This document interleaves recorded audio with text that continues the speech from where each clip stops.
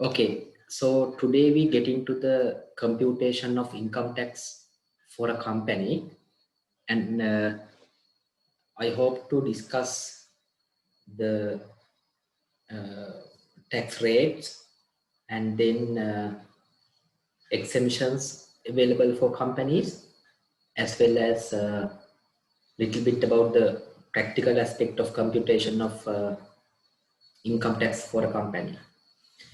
So the first topic or the session will be allocated for this slideshow, where I will be dealing with the tax rates applicable to companies and thereby interpretations or definitions of small and medium scale enterprises, business of exporting goods and services, agricultural business activities, educational services, undertaking for the promotion of tourism, information technology services, and lastly, the exempt amounts. After that, I will be looking at some tax guidelines issued by the Department of Inland Revenue, which will be important in calculating tax liability for a company. So let me come to the tax rates. Tax rates are available in the first schedule of the IR Act, and as it says, based on the type of the company, the tax rate is dependent or change. For SME sector organizations, small and medium scale enterprises, the tax rate is 14%. Okay. Business of conducting exporting goods and services, 14%. Now here you can see a word called predominantly. The predominantly means you can't find organizations with 100% activities relevant to the exporting goods and services. Now, if you take agricultural business, now doing that business, you may have some activities other than agricultural activities. Okay, maybe you may be having investment income, or you may be having dividend income. Likewise, you can't find 100% businesses relating to these categories. Therefore, a rule has been imposed as predominantly, meaning that if 80% of the business activities relate to the categories specified here, okay, assume that 80% of activities are related to the exporting goods and services, it is coming under the first category, business of exporting goods and services. Another example, if there is a business which has about 80% of activities relate to the agricultural activities, so it will be classified as an organization who does the agricultural business. Is that clear? Predominantly කියලා කියන්නේ අර ඕනම ව්‍යාපාරයක් ගත්තාම මේකේ activities ගොඩක් තියෙනවා.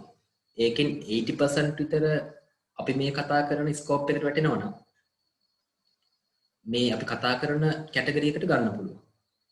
80% කියන එක තමයි තියෙන්නේ. So can I have few responses?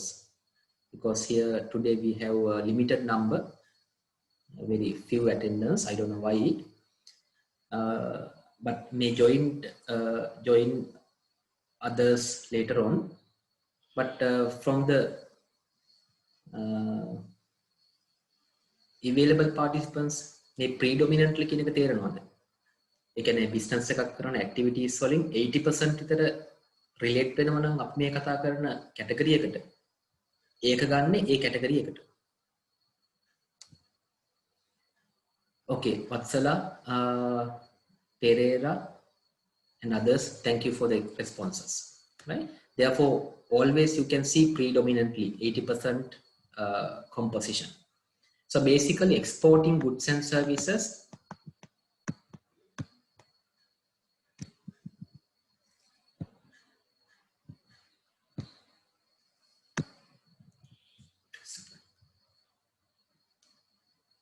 80% of exporting goods and services, 14%.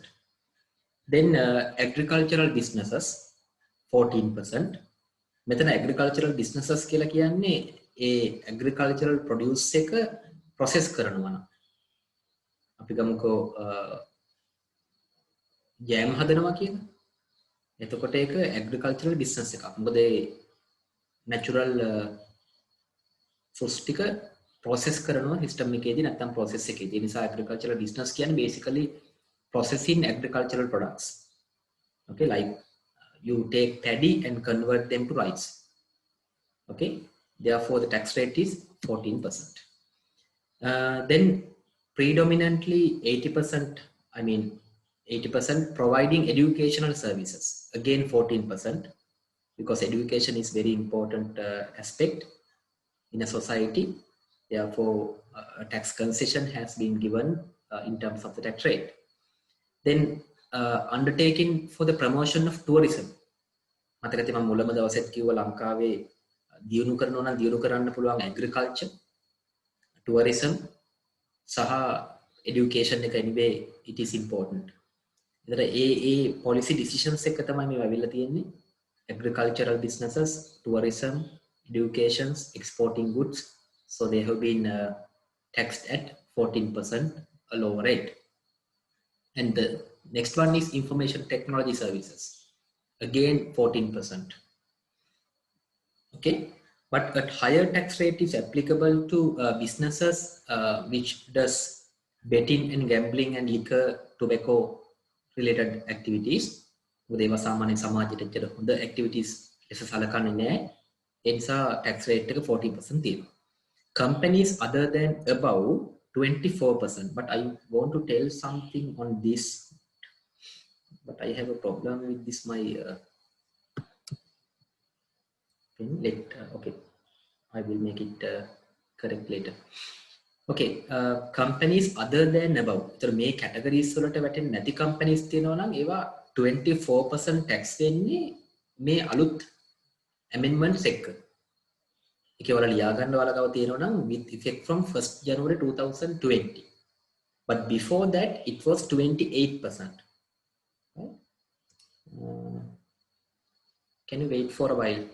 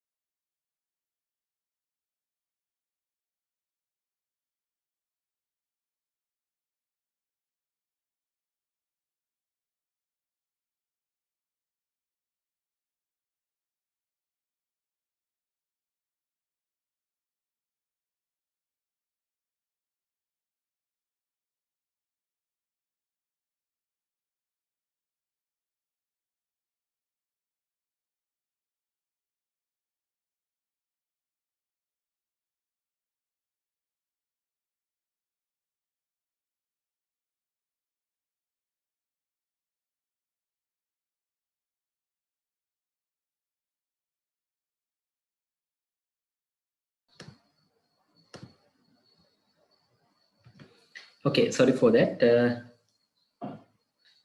Okay, what I was telling you, this 24% tax rate is applicable after 1st January 2000. But before that it was 28%, right? But unfortunately today also I can't use my pen. That's why I was trying to fix it, but can't help. Okay, so I think that you wrote it. Yaganna first period 28%, but after that 24%, right? Then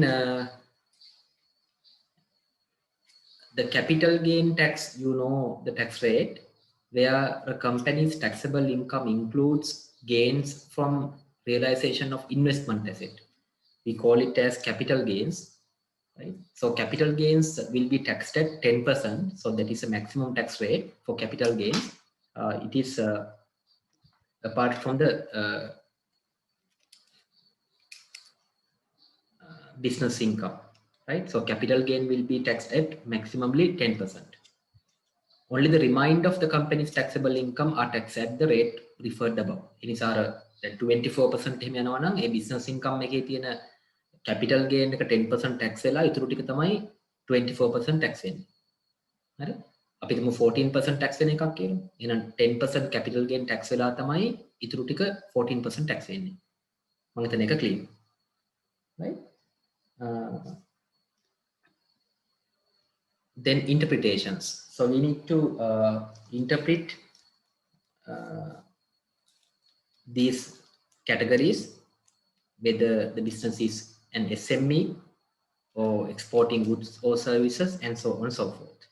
Because interpretation matters, Lamai, because the tax rate is lower for these categories. Therefore, we have to make sure that interpretations are correct,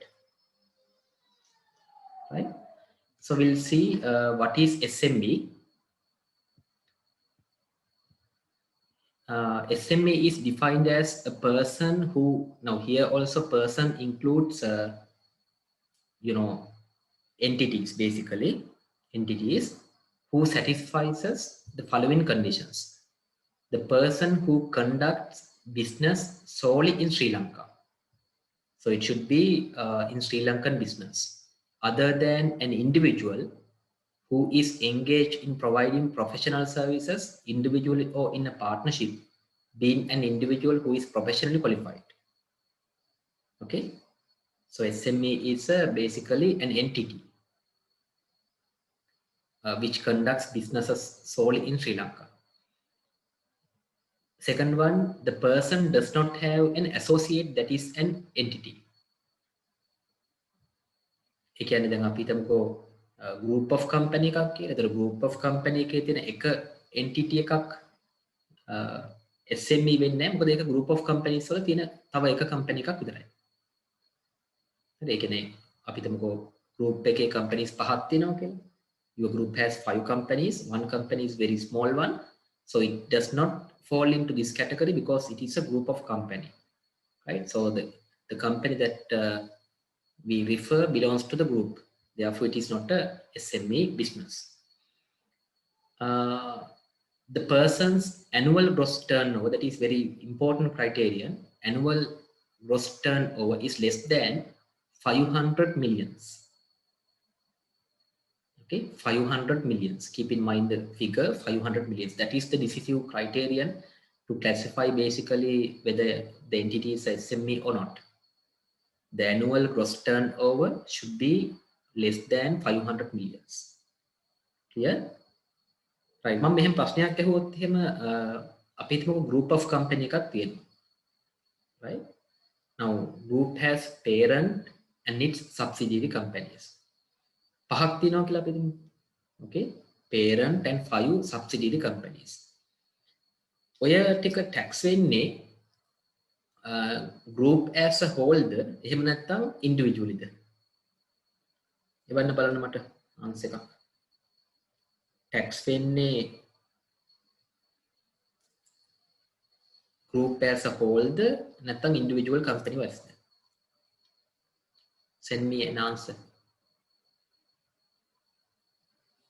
Okay, I'm getting answer. Okay, Roshan, Akalanka, Kasuni, individual. Yeah, your answers are correct. Yes, Shabilnant, yes. So keep in mind, if you have a group of companies, the tax is computed not as a group. Tax should be computed for individual companies, right? So keep in mind. Well, I think this is clear. This is very important criterion to categorize entities as SMEs and other entities. ලංකාවේ ගොඩාක් entities වැටෙන්නේ SME ගණයට. මොකද 500 millions කියන එක ලොකු ගාණක්. අර ඔය ඇතරම කීල්ස් වගේ කාගිල්ස් වගේ entity අරෙන්න සමහර ඒවා තියෙන්න පුළුවන්. නමුත් අති බහුතරයක් businesses වැටෙන්නේ මෙන්න මේ SME ගණයට. ඒ නිසා මේ අනුව ගත්තොත් ලංකාවේ 90% or more than that will be SME sector businesses. Okay, then we come to exporting goods and services.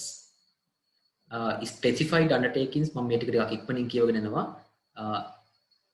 Interport trade involving import, minor processing and re-export. ඒ කියන්නේ ආනයනය කරලා ආපහු යවනවා සමහර විට ඒකේ process එක හදව චුට්ටක් වෙන්න පුළුවන්. Right? Interport කියලා කියන්නේ ඒක. Interport trade involving import and do the minor processing and then re-export. Right? It is also coming under the exporting goods and services because there is a small value addition in the process. Offshore businesses where goods can be procured from one country or manufactured in one country and shipped to another country without being same came into it. No, it should be came into Sri Lanka. Right? Came into Sri Lanka. Right? අපි දන්න offshore company කියන එක මාතකට ඉස්සරක අපි ඉගෙන ගත්ත අපේරළ සමාගම් කියලා නේද? ඒක Sri Lankan company එක but does the business in other countries. Right? So without taking goods to Sri Lanka, they do the business in other countries, but it is a Sri Lankan registered company. Therefore, it is also coming under the business of exporting goods or services. Providing front-end services to clients abroad. Front-end, again, BPO වල හැම තියෙන්නේ. නේද? කියන්නේ front-end activities කියලා කියන අපි consultations ඒ වගේ දේවල් ඒවා පිටරට clients රට දෙනවා නම් ඒකත් export category එකේ එන්නේ. The headquarters operations of leading buyers for management of financial supply chain and billing operations. Basically, if the headquarters are in Sri Lanka, who does the management side, and it will be coming under the exporting services, right? Logistics services such as bonded warehouses or multi-currency consolidation in Sri Lanka. Logistic, ඒ කියන්නේ ප්‍රවාහන පහසුකම් ගබඩා පහසුකම් වගේ දේවල් දෙනවා නම් ශ්‍රී ලංකාව තුළ ඒකත් export category එකේ ඉන්නේ. Transshipment operations. Transshipment කියන අතරම අර value addition එකක් නැතුව දැන් if you take Sri Lanka like this, okay, say this is Hambantota port, so China is somewhere here, so goods are coming to the Hambantota port and without taking into the land of Sri Lanka, it will be re-export to other countries. Transshipment කියලා කියන්නේ ඒක. ඇත්තටම ලංකාවල ලොකු opportunity එකක් තියෙනවා මේ Hambantota port එක හරහා transshipment කරන්න. හැබැයි ඒකට හම්බන්තොට port එකේ third phase එක හැදෙන්න ඕනේ. third phase එක හැදුනොත් එහෙම ඔය පහළ යන නැව ඔක්කොටම ලංකාවට ඇවිල්ලා ඒ transshipment කරන එක ඒ නැව වලට වාසි අනිත් පැත්තෙන් අපිට වාසි. Okay, to promote that has been taken under the exporting goods and services. Freight forwarding ඒ වගේම අර බාණ්ඩ ප්‍රවාහනය ඒ වගේ දේවල්. Right? Next one, I mean, still we are continuing the specified undertakings. Supply of services to any exporter of goods or services, or to any foreign principal such as exported directly, being services which could be treated as essentially related to the manufacture of such goods or provision of such services exported by such exporter either directly or through any expert trading house, including any service provided by an agent of a ship operator to such agent's foreign principal, and the payment for such services are made by such exporter or foreign principal to such person in Sri Lanka in foreign currency. ඔක කියනකොට කොච්චර දිග වාක්‍යයක්ද කියලා හිතන්න නේද? Basically මෙහෙම ළමයි අර එක්ස්පෝර්ට් කරන කෙනෙකුට මොනවා හරි සර්විස් එකක් දුන්නොත් ඒකට ලැබෙන කන්සිඩරේෂන් එක ෆොරින් කරන්සි වලින් නම් ඒත් එක්ස්පෝර්ට් කැටගරි එකට එන්නේ. එහෙම මතක තියාගන්න. එක්ස්පෝර්ට් කරන කෙනෙකුට අපි මොනවා හරි පාණ්ඩ හරි සර්විස් හරි දීලා ඒකට ලැබෙන්නේ foreign currency වලින් නම් ඒකත් export category එකට එන්නේ. අපි ඔකට කියන්නේ ඇත්තටම indirect exporting කියන. The person is not a direct exporter but indirect exporter. Okay. The production or manufacture and supply to an exporter on non-traditional goods. සාමාන්‍ය පොල් රබර් වගේ දේවල් තමයි traditional goods කියලා කියන්නේ. ඒව නැති ඒවා non-traditional goods කියලා අපි කියනවා. Production, manufacture or supply. The performance of any service of ship repair, ship breaking repair, and refurbishment of marine cargo containers, provision of computer software, computer programs, computer systems, or recording computer data, or such other services as may be specified by the minister by notice published in the Gazette for payment on foreign currency. ඒ කියන්නේ foreign මොනවා හරි asset වලට services දුන්නොත් ship එකක් වෙන්න පුළුවන් ඒ වගේ ඒවට services දුන්නොත් but one criterion is the payment should be received in foreign currency, then it is again a foreign service. Sale for foreign currency of any gem or jewelry being a sale made in Sri Lanka by any person authorized by the Central Bank of Sri Lanka to accept payment for such sale in foreign currency. The foreign currency විකිණීම ඊළඟට foreign currency වලට විකිණීම gem වෙන්න පුළුවන් jewelry වෙන්න පුළුවන් ලැබෙන්නේ consideration එක foreign currency වලින් නම් ඒකත් export category එකට එන්නේ. Okay, so basically lamai, you know the exporting goods and services. Most of the times it is very obvious, but it includes indirect exporters as well. But only thing is the consideration should be received in foreign currency. Okay, so it will be coming under the providing or exporting goods or services.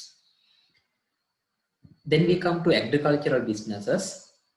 Business of producing agricultural, horticultural, or any animal produce that includes an undertaking for the purpose of rearing livestock or poultry. It can basically agricultural production එකක් වෙනවා නම් අපි ගමුකෝ dairy farm එකක milk process කරනවා කියලා. ඒතකොට ඒක agricultural business එකක් වෙනවා.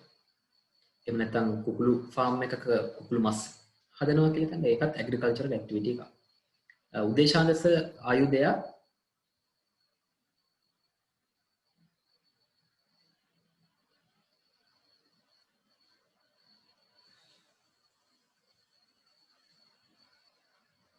උදේශාන්දස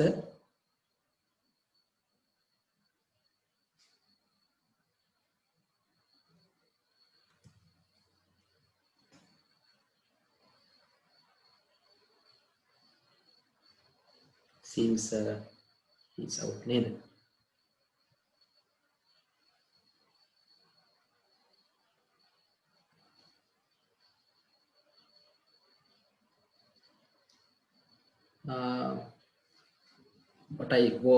What I wanted to ask about this horticultural.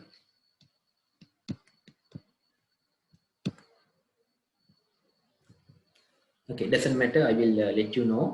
Basically, agricultural production එකක් වුණොත් ළමයි ඒක එන්නේ මෙන්න මේ interpretation එකට. හැබැයි ඒකේ processing එකක් වෙන්න ඕනේ. Should have a process.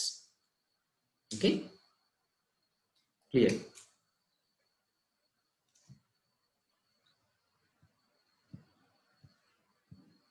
If you have questions, you can ask.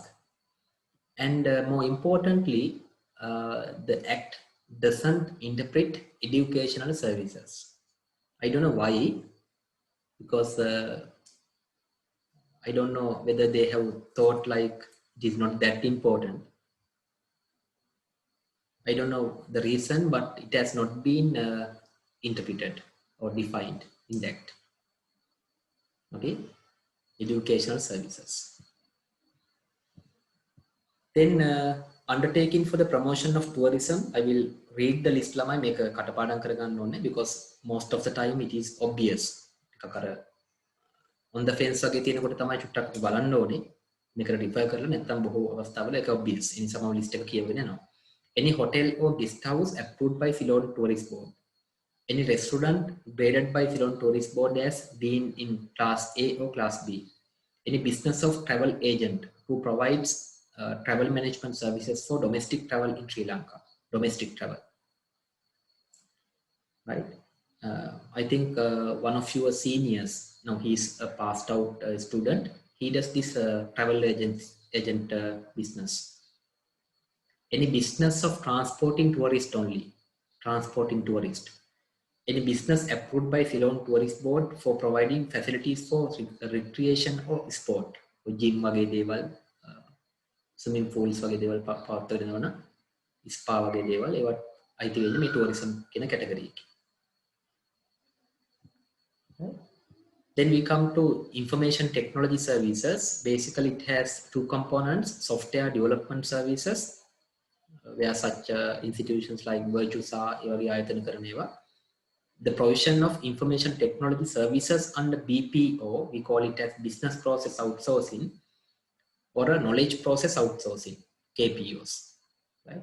Like Acuity Partners, then WNS, John Kills also having such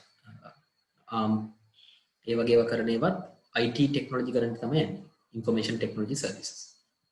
So all these entities are taxed at 14% a lower rate, right? Agricultural, tourism, exporting, IT, okay, IT, those things. SMEs. Now exempt amounts, again I'm reading the list without explaining because then and there I have discussed these exempt amounts, because in the third schedule it has given the exempted amounts as a whole. Therefore, some of the items may not relevant to the companies. The exempted amount are given in the third schedule of the IR Act. Following shall be exempted amounts. Employment income of the president. Okay, president's employment income is exempted. Amounts derived by government of Sri Lanka or local authority, including any government departments. Central Bank of Sri Lanka, including Monetary Board. Any university under University Act or Buddhist and Pali University of Sri Lanka. Now, say for example, we do some, in our university, we do some fee levying courses, courses, but we don't need to pay tax, income tax, right? So this is regarding income tax. Any government assisted private school, government assisted private school, any registered societies like cooperative societies, the government of a foreign government of a foreign country or foreign territory to the extent is specified under a diplomatic immunities law or similar law. කියන්නේ මේ රාජතාන්ත්‍රික වශයෙන් තියෙන තානාපති කාර්යාලය ඒවත් income tax වෙන්නේ නැහැ. An international organization to the extent is specified under diplomatic immunities law or a similar law, or an agreement between the organization and the government of Sri Lanka, provided that the exemption provided under the agreement shall be broader than the provided under diplomatic immunities law and similar law. තානාපති කාර්යාලය යටතේම ඒ act යටතේම පිහිටවපු අනිත් ආයතන. Then capital sum paid to a person as compensation of gratuity in relation to personal injuries suffered by that person or the death of another person. මතකති මේක employment income විදිහට කතා කරා අපි. මේක tax වෙන්නේ නැහැ මොකද personal injury එකක් එහෙම නැත්නම් death එකකට හම්බෙන compensation එක. the pension of a person, government pension එක tax වෙන්නේ නැහැ. Any amount paid to an employee at the time of retirement from, මතක තියෙනවා මම කතා කරා ඒ නිසා විස්තර කරන්නේ. Any pension fund or employees trust fund for any period commencing on or after 1st April 1987 from the investment made it. හරි? මම මේව කතා කරන්නේ මොකද employment income එකේ කතා කරපු නිසා. A provident fund approved by the commissioner general. provident fund එකෙන් හම්බෙන කොටි EPF එකෙන් හම්බෙන මොනවත් tax වෙන්නේ නැහැ. ETF එකේ අර 87යි 4යි එකෙන් පස්සේ හම්බෙන capital එක tax වෙන්නේ නැහැ. The income of an individual entitled to privileges to the extent provided by diplomatic immunities law, තානාපති කාර්යාලවල තියෙන ඒවා, an act giving effect to the Convention on the Privileges and Immunities of the United Nations and Convention of the Privileges of Immunities of the Specialized Agencies of the United Nations, එක්සත් ජාතීන්ගේ හා සම්බන්ධ ආයතන. Regulations made under this act relating to an international organization or law or act referred in paragraph 1 to 2. ඒ හා සම්බන්ධ ආයතන. මතකද මම ඒ කියන්නේ මම කිව්වා මේක විස්තර කරන්නේ නැහැ නිකන් exempt amount එක third schedule එකේ තියෙන කියාගෙන යනවා. A gain made by a resident individual in the year of assessment does not exceed 600,000. This is applicable to the earlier one, first period, but now actually it is greater than that. That is 3 million. A gain made by a resident individual on the realization of the individual's principal place of residence. මතකද capital gain එකේදී මම කතා කරා තමන් ඉන්න නිවස අවුරුදු 3ක් අයිති තියෙන්න ඕනේ. ඒ තුනෙන් දෙකක් පදිංචි වෙලා ඉන්න ඕනේ. එහෙම නොත් ඒ නිවස වික්කොත් එහෙම ඒක capital gain tax එකට අයිති වෙන්නේ නැහැ. මතකද අවුරුදු 3ක් අයිති වෙලා තියෙනෝනේ. ඒකෙන් දෙකක් පදිංචි වෙලා ඉන්න ඕනේ. ඒ නිවස විකිණීමෙන් capital gain එකක් ආවොත් ඒක tax වෙන්නේ නැහැ. Then any prize received by a person as an award made by the president Sri Lanka or by the government in recognition of invention created or in research undertaken, මොනවා හරි invention එකක් කරලා research එකක් කරලා president ගෙන් හරි government එකෙන් prize එකක් හම්බුනොත් ඒක tax වෙන්නේ නැහැ. Any sum received by a person from the president fund, ජනාධිපති අරමුදලෙන් මොනවා හරි හම්බුනොත් tax වෙන්නේ නැහැ. Amount equal to the interest or discount paid or allowed to any sovereign bond denominated in foreign currency. අර sovereign bonds වල ඒ කියන්නේ government එකට issue කරන්නේ. ඒ වගේම හම්බෙන interest එක එහෙම නැත්නම් discount එක ඒ වගේ දේවල් tax වෙන්නේ නැහැ.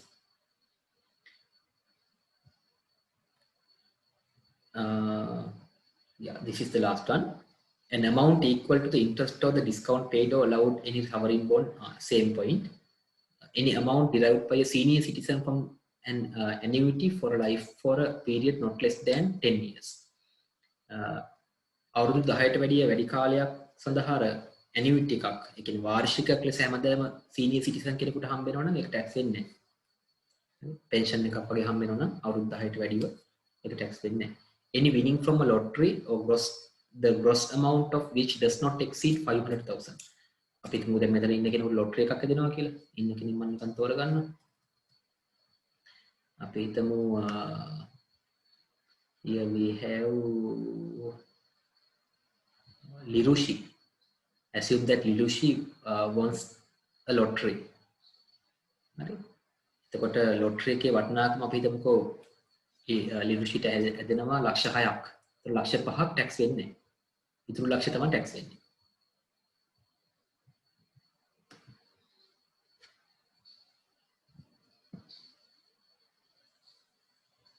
Okay, 17.436 is asking, so do we need to remember all these things in detail for calculations? Okay, I will give you an answer for that after the remaining points. ඒතර lottery එකක් ලැබුණොත් එහෙම ඒකේ ලක්ෂ 5ක් දක්වා tax වෙන්නේ නැහැ. ඊට පස්සේ ඒවා ටික tax වෙනවා. A dividend paid by a resident company to a member. Okay.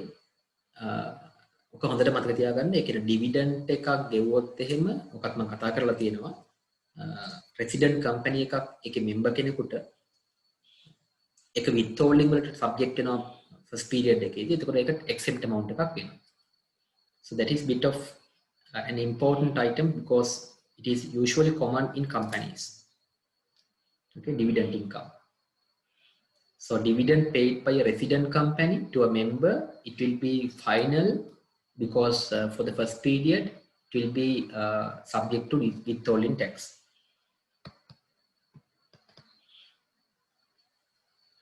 What is the rate the lottery's winnings are being taxed? It is, as I remember,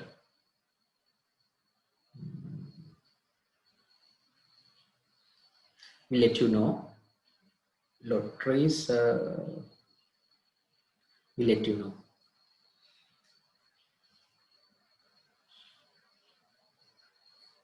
හරි දැන් රෑ වෙනකොට ලොටරි කඩ වහලානේ තියෙන්නේ මම කොහමද ලෙක්චර් එක ඉවර වෙන කලින් කියන්න නේ 40% tax උනේ සාමාන්‍යයෙන් අපි අර සොසයිටි එකට එච්චර හොඳ නැති ඒවා ඔය ටොබැකෝ ලිකර් වගේ ඒවා ලොටරිස් එක මම හිතන්නේ 14% වගේ මම බලලා හරියටම කියන්න නේ එතන මෙන්න මේ item එක ටිකක් important okay. Right.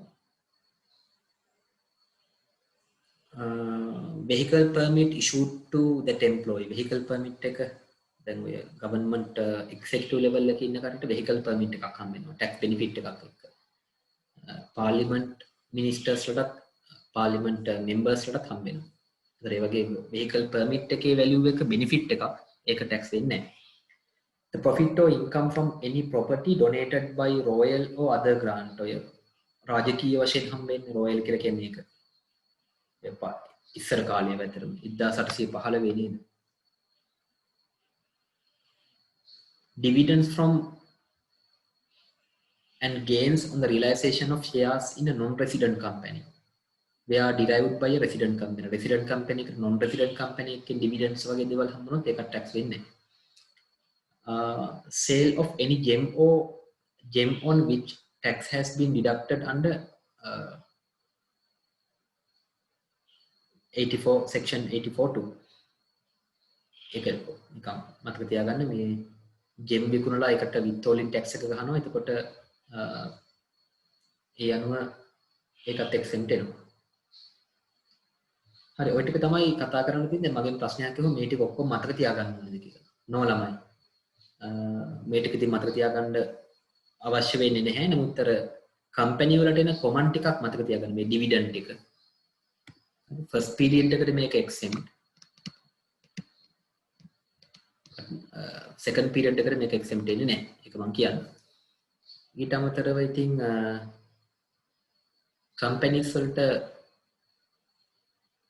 ලොකු රිලෙවන්ස් එකක් නැහැ මම ඔයාලගේ knowledge එකටත් එක කිව්වේ මේ වගේ දේවල් නිකන් මතක තියාගන්න ඒ තැනදී මම කතා කරලා තිනවා companies වලට ඇත්තට මේකේ ලොකු importance එකක් නැහැ but for the knowledge I share this right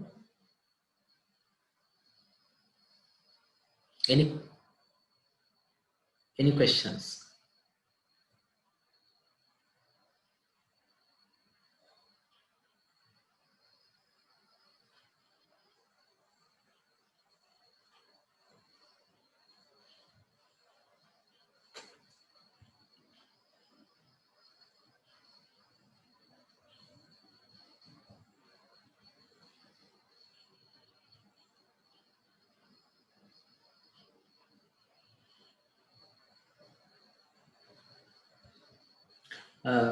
lotteries tax is 14% tax rate එක 14% එන්නේ අර ඇහුවේ මගෙන් lotteries වලට tax rate එකක් ඔන්න ගන්න පුළුවන් හෙට ඉඳලා lotteries වැඩිපුර that is 417102 index number එකෙන් තියෙන්නේ ඒ නිසා ඔන්න lotteries ගන්න පුළුවන් වැඩි වැඩියෙන් නේ එදනොත් එහෙනම් මටත් කීයක් හරි දෙන්න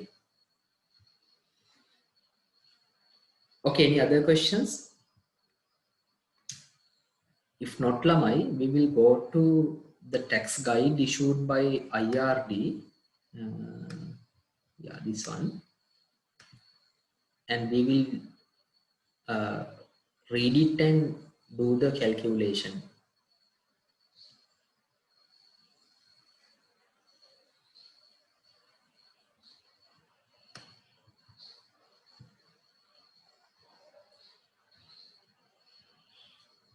computation of income tax payable and payments for the year of assessment 1920.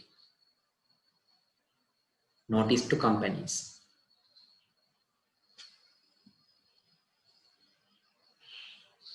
So I will summarize the points and then let's get into the question.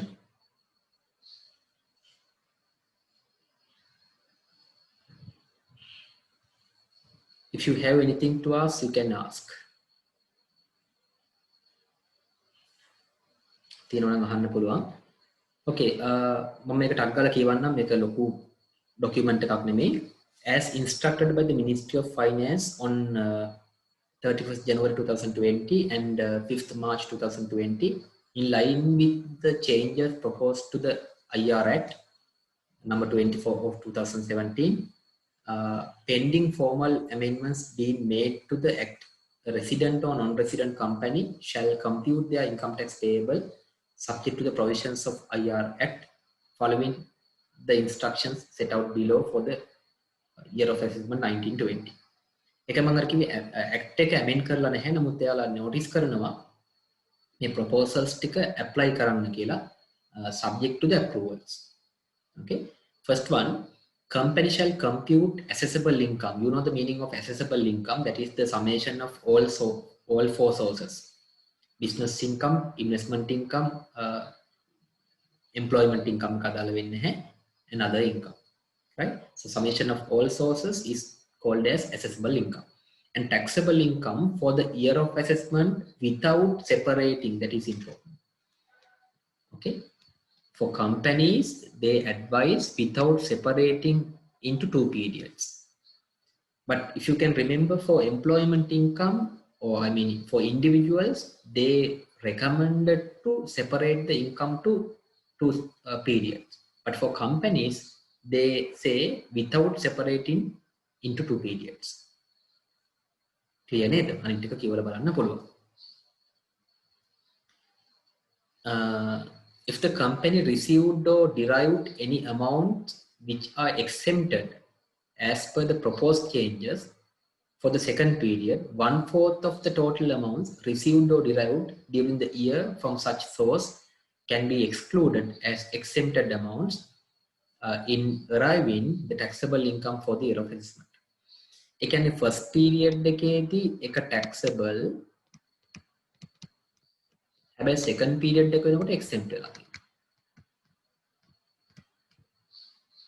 හරි? එහෙම වුණොත් එහෙම මේ exempt amount එක ගන්න ඕනේ ඒ income එකේ 1/4.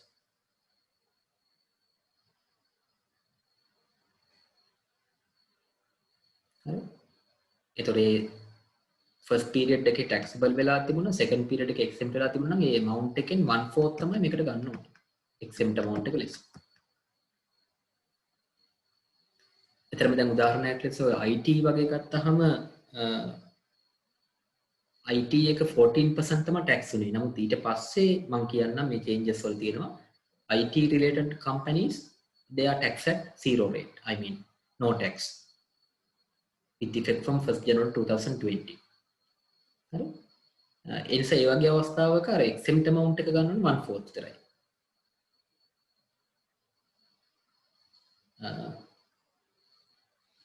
Actual dividend income received or derived during the first period shall also be excluded as the final withholding payment. අන්න ඒකත් වැදගත්. Dividend income එක අපි දන්නවා first period එකේ final withholding එකක්. හරි? dividend එක final. This is final because it is subjected to the withholding tax. But for the second period, it is not final. Okay, dividend not final. For the second period එකේ WHT withholding tax එක තිබුණේ නැහැ. එතකොට final වෙන්නේ final වෙන අවස්ථාවක් තියෙනවා. ඒක අර එක resident company එකකින් තව resident company එකකට හම්බෙලා ඒ resident company එකකින් අපිට හම්බෙනවා නම් ඒක tax වෙන්නේ නැහැ. නේ? One resident company, from that second resident company gets, and from that if one person gets, dividend income, that will not be taxed because in the intermediate stage it has been taxed. එහෙම නැත්නම් අපි තුමේ situation එකේ resident company pays to this person, it will be taxed at 14%. Okay, here dividend tax is 0, I mean exempt. Here at 14%. ඒක අදාළ වෙන්නේ මේ second period එකට. first period එකේ මේ මොනවා වුණත් withholding කපලා තිබුණොත් final වුණා. අන්න ඒක චුට්ටක් මතක තියාගන්න. මොකද dividend කියන company එකට එන්න පුළුවන්. so first period එකේ dividend එක final කියලා මතක තියාගන්න. මොකද බොහෝ අවස්ථාවල withholding tax කපනවා. මේ situation එකේ හෝ second situation එකේ දෙකේම withholding කපනවා. ඒ නිසා final. හැබැයි second period එකේදී exempt වෙන අවස්ථාවක් තියෙනවා. ඒ තමයි එක company එකකින් තව company එකකට හම්බෙලා එතකොට 14% කපනවා මෙතෙන්දී. ඊට පස්සේ ඒ company එකකින් ආයෙ හම්බෙනවා නම් ඒක exempt වෙනවා. හැබැයි company එකකින් ඉස්සෙල්ලම හම්බෙන තැන tax වෙනවා 14%. ඒතර කෙසේ හෝ dividend කියන එක second period එකේ final tax එකක් නෙමෙයි.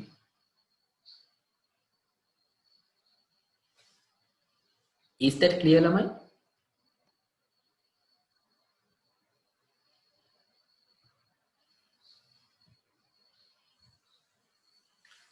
So regarding dividends for the first period, keep in mind that is exempted. First period එක exempted කියලා මතක තියාගන්න. ඒ කියන්නේ taxable income එකේ කොටසක් වෙන්නේ නැහැ. Second period එකේ dividend එක exempt වෙන්නේ නැහැ. කියන්නේ final වෙන්නේ නැහැ. Dividend එක taxable income එකට අරගෙන tax credit එක අඩු කරන්න පුළුවන්. exempt වෙන එක අවස්ථාවක් තියෙනවා. ඒ තමයි අර එක company එකකින් තව company එකකට හම්බෙලා ඒ company එකෙන් හම්බෙනවා නම් එතන exempt වෙනවා, නැත්නම් exempt වෙන්නේ නැහැ.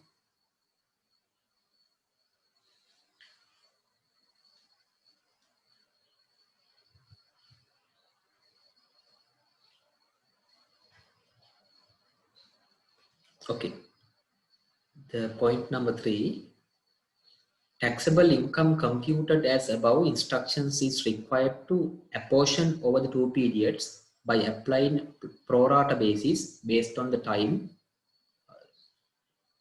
3/4 for the first period, 1/4 for the second period.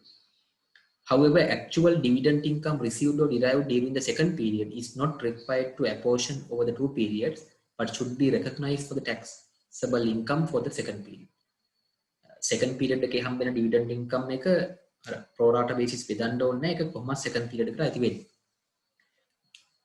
Income tax payable by the company for its taxable income shall be separately calculated for 2 periods. Then assessable income එක දක්වා වෙන් කරන්න නැතුව ආවා. හරි. ඊළඟට taxable income එකත් වෙන් කරන්න නැතුව ආවා. taxable income එකත් වෙන් කරන්න නැතුව එනවා. ඊට පස්සේ tax liability එක ගණනය කරනකොට අනිවාර්යෙන් වෙන් කරන්න වෙනවා. මොකද tax rates වෙනස්. මම කිව්ව normal companies වලට 28% earlier, now 24%. හැබැයි සමහර ඒවාට 14 ම වෙන්න පුළුවන්. ඒකෝර වෙන් කරන්න ඕනේ. හරි. Say for example, agricultural business earlier 14%, now also 14%. Educational businesses earlier 14%, now also 14%. In that case, no need to divide.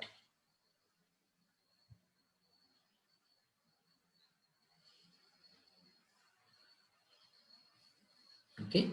Fifth point, in applying special tax rates set out in B, C, E, F and G, paragraph 2 of paragraph 4, first schedule of the IR Act for the first period required based of predominant. මම කතා කරා predominance means 80% or more. So I discussed that point. Predominant means 80% or more. Number 6, subject to the provisions of IR Act, foreign tax credits, non-final withholding tax credits and other tax credits granted or allowed can be deducted from the amount of total tax payable to calculate the income tax payable. ඒ කියන්නේ tax credit එකක් තිබුණොත් ඒක අඩු කරන්න පුළුවන් කියන්නේ. හරි? tax credit එකක් තිබුණොත් ඒක අඩු කරන්න පුළුවන්. tax liability එකකින්. It was number 7. If any company received the approval to prepare its financial statements for 12 months, එක තමයි මෙහෙමයි. සාමාන්‍යයෙන් tax year එක තියෙන්නේ from 1st April 2000 or from 1st April to 31st March the following year. හැබැයි සමහර companies වල financial year එක තියෙනවා calendar year එක නේද? මට කියන්න බලන්න calendar year එක financial year එක ඉස්ස තියෙන ආයතන කීපයක්? Calendar year means starting from 1st January, ends on 31st December. Tell me few organizations who use calendar years as tax years. Yes, you are very correct. Banks and financial institutions. Usually their financial year is the calendar year, starting from January to December. ඒ වගේ ආයතන වලට tax year එක ලෙස ඒකම ගන්න පුළුවන් request එකක් දාලා. හරි? ඒතර එහෙම වුණාම tax year එකේ first period එක වෙන්නේ ඔක්කොම ටික first period. නේද? ඒ මාස 3ක් එන්නේ නැහැනේ. 2019 ගත්තොත් 90 ඔක්කොම first period. 2020 ගත්තොත් ඔක්කොම second period. මම හිතන clear calendar year එකකට යන්න පුළුවන් directive එකක් අරගෙන අර වගේ ආයතන වලට. එතකොට අර cut off එකක් එන්නේ නැහැ. 2019 ගත්තාම previous විදියට 2020 ගත්තාම current විදියට තමයි සම්පූර්ණ අවුරුද්ද tax එන්නේ. approval එකක් හැබැයි ගන්න ඕනේ. Number 8, company may file a revised estimate. මොකද දැන් අර ඔක්කොම වෙනස් වෙච්ච නිසා estimation එක වෙනස් වුණා. estimated tax return එක දෙන්න ඕනේ. ඒක මම කියලා තියෙනවා. ඒතර estimation එක වෙනස් වුණොත් amended estimation එකක් දෙන්න ඕනේ. Okay, number 9. Illustration are appended and you can see the contact numbers, and if you have inquiries you can contact them. Right? Taxes for a better future. So we have a very good question, but I think this is a very good question for learning. So I'm going to do the same question as we did in the last week, but this is going to be a very complex one. ගොඩක් අමාරු එකක්. නිකන් මඩේ එරිලා තමයි ගොඩ එන්න වෙන්නේ. ගොඩ එන්න වෙයිද දන්නෙත් නැහැ. ඒ නිසා මාත් එක්ක මේක බලන්න. මේක අපි හදාගත්තොත් අපිට පොඩි simple questions ටිකක් ඊළඟ දවසේ කරන්න පුළුවන්. But next week, as I remember, 16th is the special day for us because we have organized a guest lecture on VAT. Okay, a practitioner will come to the session. So he might share more insights than me because he is a practitioner. So your attendance is compulsory for that because an outsider is coming to the session. But normally for my lectures I don't worry about the attendance, but for that lecture, because an outsider is coming, your attendance is compulsory. Next week we are having that session. We will notify you. Okay, but only thing is right.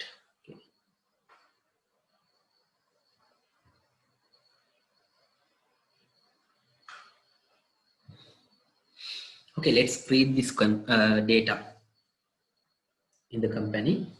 ABC company is manufacturing rubber.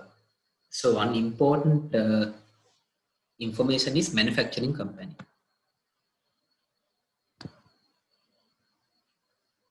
Okay, manufacturing company. Rubber products to the local and foreign markets. Another important information is local and foreign. Local and foreign markets. Therefore, they have the exporting income and as well as local income. That is why I told you this question is going to be a difficult one, but lamai we will do. මඩේ ඉරුණත් කමක් නැහැ, එරලා ගොඩ එන්න බැරිුණත් කමක් නැහැ, අපි මේක කරමු. Okay? So it has basically foreign income as well. The details as per the financial statements prepared for the year ended 31st March 2020 are as follows. The company has submitted the statement of estimated tax payable on 15th August 2019. Actually, that has been gone. Estimated tax payable for the year was 50 million. Right? 50 million කියලා estimation එක කලින් දීලා තියෙනවා. Right? But unfortunately my pen gets some errors. Therefore it will be very difficult to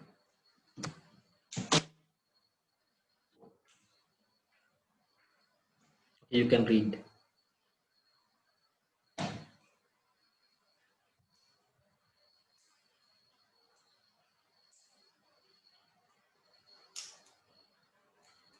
ඔයාලගේ lecture එක තමයි මෙන්නේ. Okay, so they have given the turnover, that is sales to local market 800,000, but if you look at it is in thousands. Okay, therefore it is 800 millions. Okay, it is in thousands, therefore it is 800 millions. එතනින්ම තේරෙනවා මේක SME ද මේක. This is not an SME because cutoff was 500 millions. So this is greater than 500 million cutoff. Therefore, this is not an SME.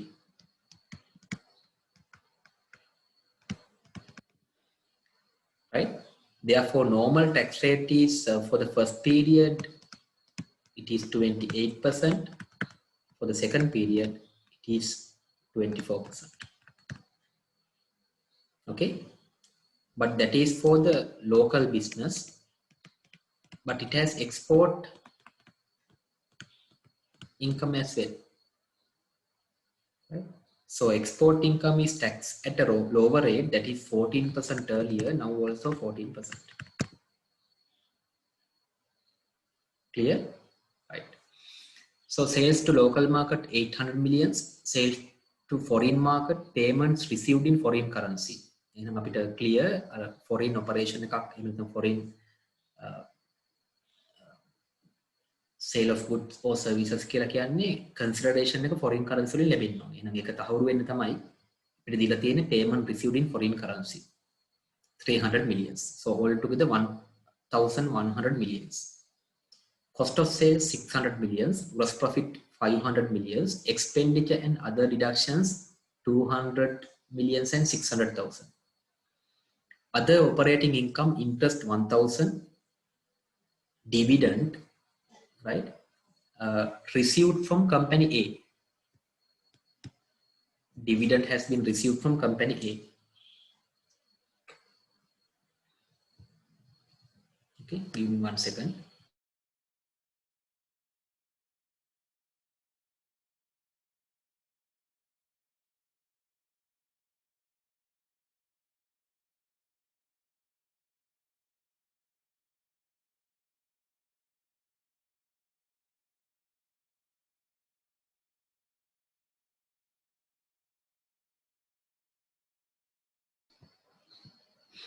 Okay, but if you look at dividend, the explanation is given after that. Company A, now dividend was received from company A.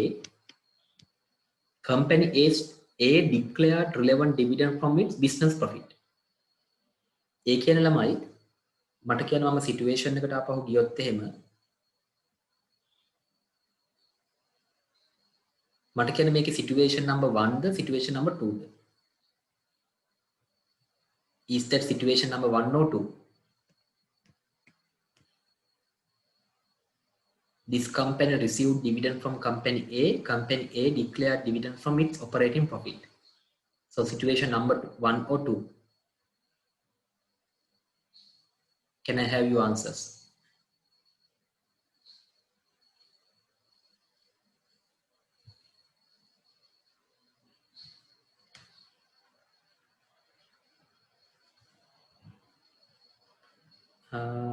Situation Himasha, you say situation number 1.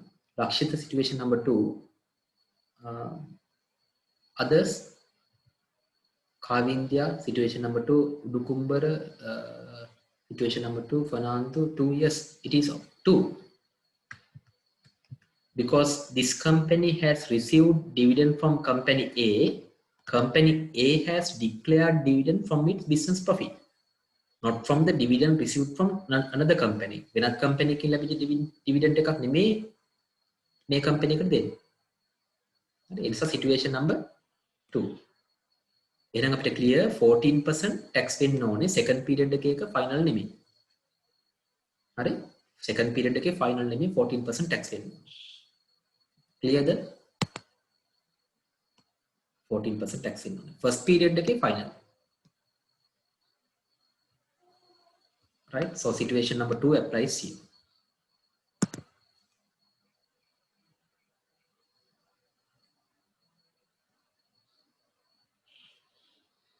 Okay, then consultancy fees, another income, foreign currency received to the bank.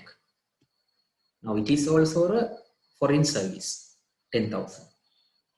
So all other operating income 15,000. Therefore, profit for the period 314,400.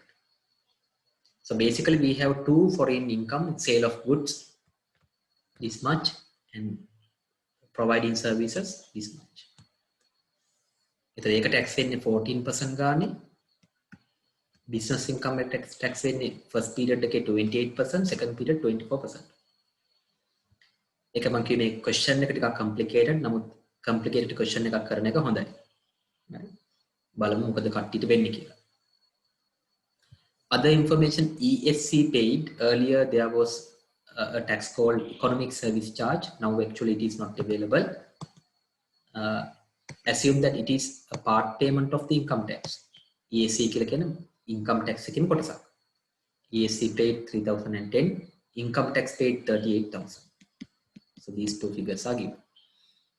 No expenditure incurred on the interest or dividend income. Interest එකටයි dividend income එකටයි expenses නැහැ. ඒ කියන්නේ තමයි සාමාන්‍යයෙන් හම්බෙන්නේ. ඒවට expenses ඇති වෙන්නේ නැහැ. And further we have been given a breakup for the first period and second period. Sales to local market 500 and 300. අර 800 තමයි මේ බෙදලා දීලා තියෙන්නේ. Okay, 800 බෙදලා දීලා තිනවා 500 first period, 300 second period. Foreign එකේ තිබුණා 300 sales. It has been divided into 100 for the first period, 200 for the second period. Dividend we had 4,000. Out of that 3,000 for the first period, 1,000 for the second period. Interest we had 1,000. It has not been given because no distinctive treatment for the two periods. Then donation to approved charity 400 and 200. Withholding tax deducted on interest 20, but it is not final for a company. Interest which is subject to withholding tax is a final tax for individual, but not for companies. Withholding tax on dividend, yes, now this is final. First period take a final. Okay, so we have been given the answer. We will try to understand from this answer. Right? මේ ගාන ටිකක් complicated ගානක් හැබැයි ඉතින් හොඳයි. Right, let's get into the answer. Profit for the period, that is 314,400 has been taken. Right? Actually they have assumed that no adjustment are required, like depreciation වගේ adjustments තියෙනවා. ඊළඟ දවසේ බලමු මේ වගේ දෙයක් කරන්න කොහොමද කියලා. මෙතන assume කරලා තියෙනවා depreciation එහෙම adjustments මොනවත් නැහැ. හරි?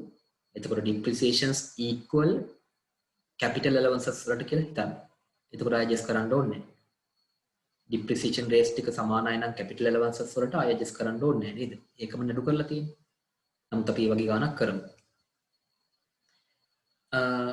What they have done,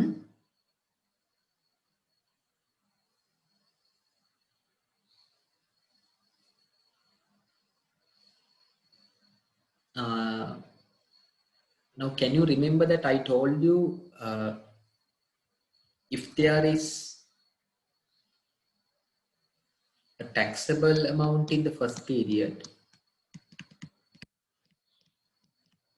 and in the second period it is an exempt. Then from that total income, 1/4 is exempted. 1/4 is exempted.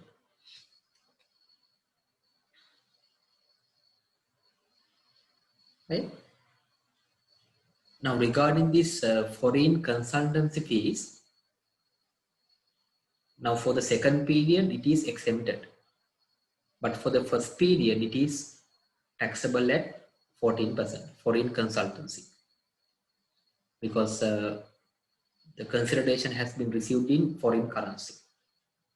Therefore, how they have computed the exempted amount, total amount is 10,000, 1/4 of that, 2,500. Now that is included in 314,400. Therefore, it should be minus. To eliminate it, it should be minus. That is why here less. Okay. මොකද 3,14,400 ඇතුලේ ඔය ගාන තියෙනවා income එකක් නිසා. මුත් ඒකෙන් exempt වෙන්නේ 1/4 කියලා කිව්වා. ඒ නිසා ඒ ගාන අයින් කරලා තියෙනවා.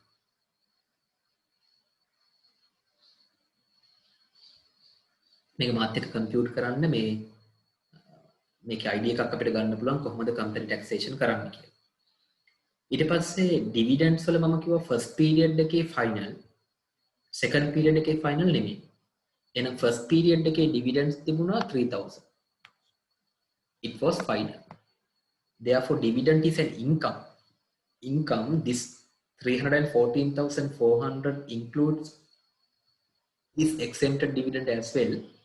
Therefore, to eliminate that, it should also be minus.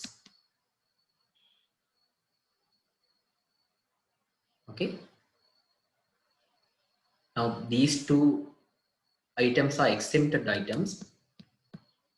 Therefore, we eliminated exempted.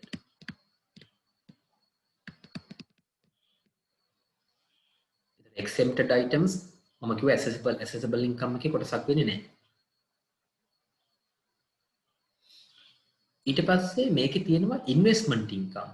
ඒ කියන්නේ interest income එක තිබුණා 1,000. Out of this 4,000 dividend income, 3,000 was exempted. Therefore, if I deduct 3,000, remaining 1,000. That is relevant to the second period, this one. That is a taxable income. But dividend income and interest income are investment income, not business income. Therefore, these two, summation of these two is 2,000. It is not a business income, it is an investment income. Right? To take it separately, what they have done, they have deducted that as well. Because this is an investment income.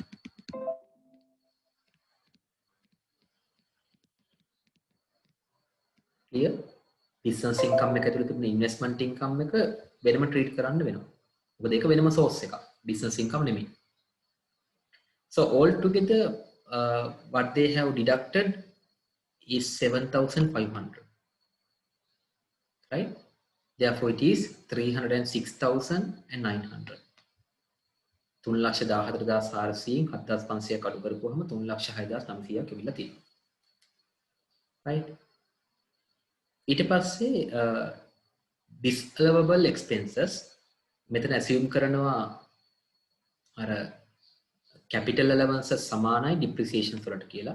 assumption එක තමයි assumption depreciation equals capital නැත්නම් allowable depreciation නේද? Right? Therefore, no need to adjust for the depreciation. Otherwise, depreciation එක add back කරන්න ඕනේ. Capital allowance එක එහෙම නැත්නම් allowable depreciation අඩු කරන්න ඕනේ. නමුත් මෙතන ඒ දෙක කරලා නැත්තේ දෙක සමානයි කියලා හිතලා.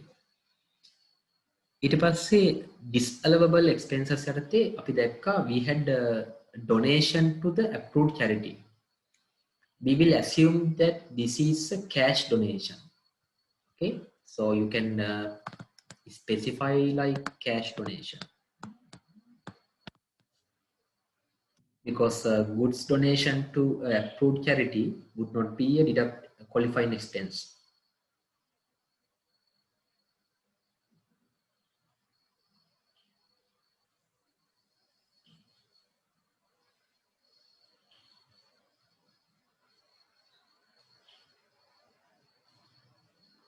Okay.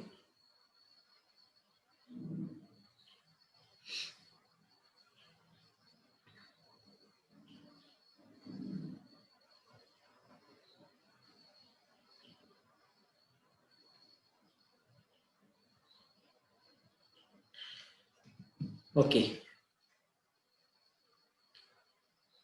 So assume that it is a cash donation, therefore it is a qualifying payment. But what they have done, they have deducted that 600 as an expense. ඒ කියන්නේ මේ expenses ඇතුලේ මෙන්න මේ 200 and 600 ඇතුලේ ඔය 600 තියෙනවා. හරිද? මේ 400 plus 200 තියෙනවා. හැබැයි අපි දන්නවා ඒක deductible expense එකක් නෙමෙයි, qualifying payment එකක් නිසා පස්සේ හම්බ වෙනවා. නිසා පස්සේ අපිට qualifying payment එකක් ලෙස ගන්න පුළුවන්. Therefore what we need to do, we have to add that back to the profit. So therefore add 600. නැත්නම් මෙතනින් deduct කරලා qualifying payment එකක් deduct කරන්න දුන්නොත් දෙපාරක් deduct වෙනවනේ. නේද? මෙතනින් business profit එකනු deduct කරලා qualifying payment එකක් ලෙස deduct කරගන්න දුන්නොත් දෙපාරක් deduct වෙනවා. ඒ නිසා එහෙම දෙන්නේ නැහැ. අර business profit එකේ deduct කරලා තියෙන කරා නැවත add back කරන්න ඕනේ. Cleared? Right. Then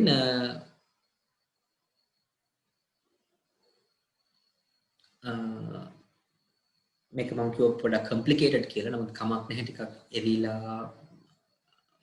අමාරු වෙලා බැරි වෙලා මූණ ටිකක් ඇඟුල් වෙලා එන එකත් හොඳයි.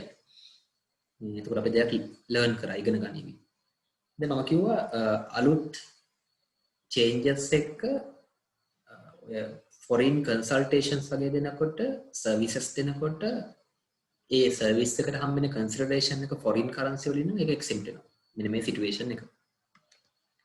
The first period එකේ 14% tax උනා, but second period එකේ it is exempted. Therefore during this transitional period they have instructed us to take 1/4 of that income as exempted income. So යම්කිසි income එකක් exempted නම්, හරිද? යම්කිසි income එකක් exempted නම් ඒකට දාලා expenses අඩු කරන්න දෙන්නේ නැහැ. ඒක logical නේ. If the income is exempted, the related expenses cannot be deducted. That is why in the question, can you remember that we are given no expenditure incurred on interest or dividend, because 3,000 of dividend was exempted in the first period. එස මේ හා සම්බන්ධ වියදම් නැහැ කියලා කියන්නේ අර ඒ ටික disallow වෙන්න අවශ්‍ය නැහැ කියන එකට ඉඟියක්. හරි? හැබැයි අපිට assume කරන්න වෙනවා මේක foreign consultation එකක් නිසා ඒ consultation එක දෙනකොට maybe we have to visit other countries, maybe we have to pay for our employees, right? නිසා මේ 200 and 600 කියන expenses ඇතුලේ මේ 10,000 වලට අදාළ expenses තියෙනවා. Right? This 200 and 600 expenses may include the related expenses to the exempted foreign consultation income. That is disallowed. ඒක බොහොම logical. මොකද income එක exempted නම් ඒකට දාලා expenses අඩු කරන්න දෙන්නේ. එහෙනම් එයාලා හොයලා තියෙනවා බලන්න ඒකට දාලා expenses ටික proportionately. ඕනනම් අපි ආය ගණනය කරමු.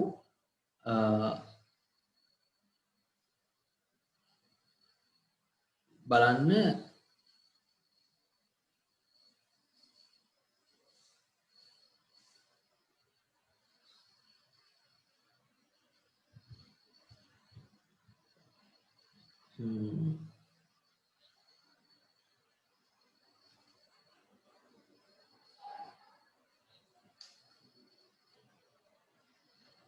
ඔක්කොම foreign income එක තියෙනවා මෙන්න මේ ගාන. total foreign income is 1,100 and 10,000. Therefore, total foreign income is 1,110.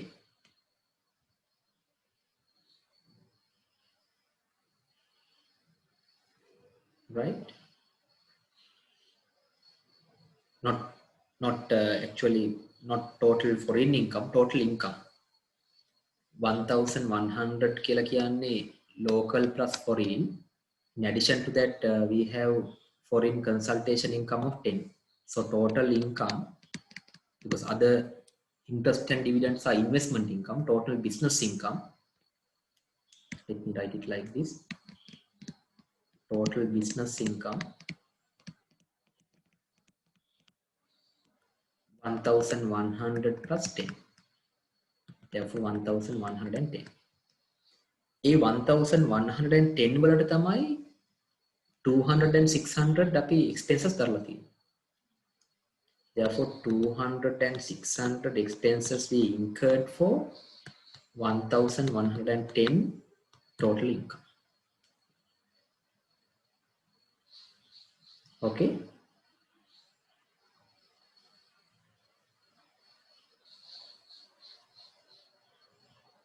And this 200 and 600 includes donation to the approved charity. It is not allowable expense. Therefore, deduct 600.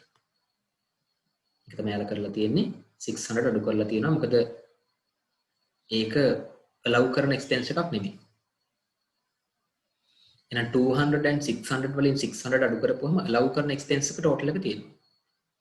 Total allowable expense is therefore 200,000. That is relevant to the total income of 1,110. If so, how much is the expense relating to the 10,000 foreign consultation income? Total income එකට expense එක 200,000 නම්, right? 10,000 foreign consultation එකට කීයද? මේක complicated වෙලා තියෙන දැන්. ඒකෙත් මම කිව්වා first period එකේ එක taxable වුණා, second period එකේ විතරයි exempt උනේ. එතකොට මේකෙන් ගන්නත් ඕනේ 1/4. අන්න ඒ ගාන disallowable. බලන්න කීයද එන්නේ කියලා.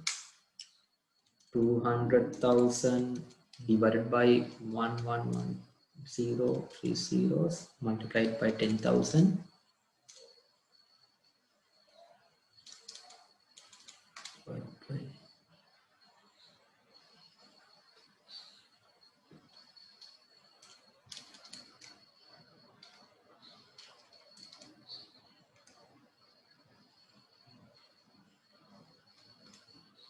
So approximately 450.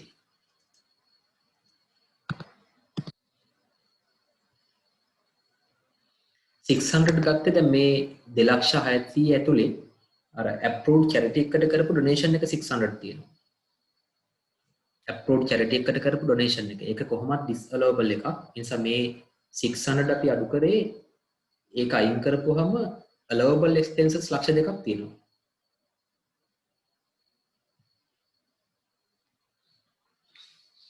හරි මේ 2,600 ඇතුලේ 600ක් තියෙනවා. approved charity එකට කරපු donation එක, cash donation එක. ඒක disallowable. ඒ නිසා ඒක අයින් කරලා ගත්තේ එතකොට තමයි allowable expenses ටික එන්නේ. ඊට පස්සේ මගෙන් අහනවා ඇයි හතරෙන් එකක් ගත්තේ කියලා. හතරෙන් එකක් ගත්තේ ළමයි අර මේ බලන්නේ foreign consultation එකට අදාළ ගාන කීයද? ඒතර foreign consultation කියන්නේ first period එකේ taxable එකක් වෙනවා තියෙනවා. second period එකේ විතරයි exempt උනේ. හරි? ඒතර ඒ වගේ අවස්ථාවක අපිට deductive එකක් දීලා තියෙනවා 1/4 විතරක් ගන්න. මෙන්න මේ situation එකයි මේ apply වෙන්නේ. First period එකේ it is taxable, but for the second period it is exempted. Therefore, take the 1/4 of the taxable income. 1/4 of the income. ඒකයි 1/4 ගත්තේ. මොකද income එක අපි ගත්තේ 1/4 නම් disallowable expense එකත් අපි ගන්න 1/4. Yes, Lakshiti is asking if there is an expenses related to the dividend income, it should also be disallowed. Yes. ඕනම income එකක් exempt නම් ඊට දාලා expenses disallowed. මොකද ඒකේ logic එකක් තියෙනවනේ. income එක tax වෙන්නේ නැත්නම් ඊට අදාළ expenses අඩු කරන්න දෙන්නෙත් නැහැ. හරි ඒක තමයි මේ කරන්නේ. So approximately we get 450. Right? Therefore, out of the expenses 200 and 600, 450 is disallowed. Therefore, add 450. Therefore, total addition is summation of these two 1050. Now we get assessable income from business. That is the business source. 307,950. This is the assessable income of business. Clear?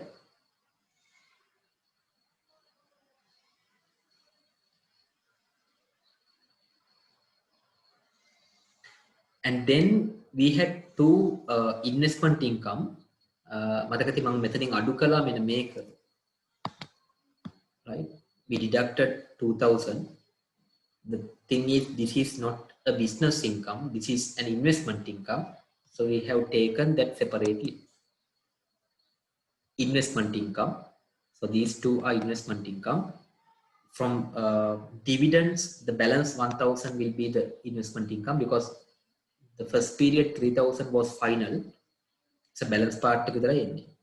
Interest එක කොහොමද tax වෙනවා? එතකොට 2000 එනවා investment income. No other sources, basically no employment income and other income. Therefore, total assessable income is 309,950. That is the total assessable income.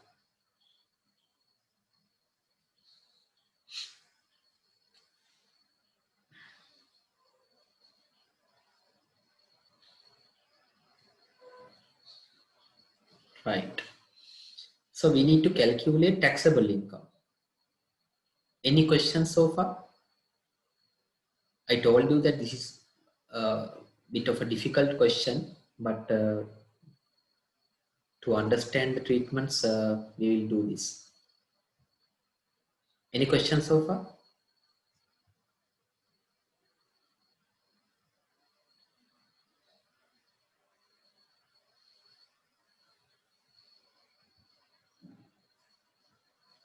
Okay, thank you.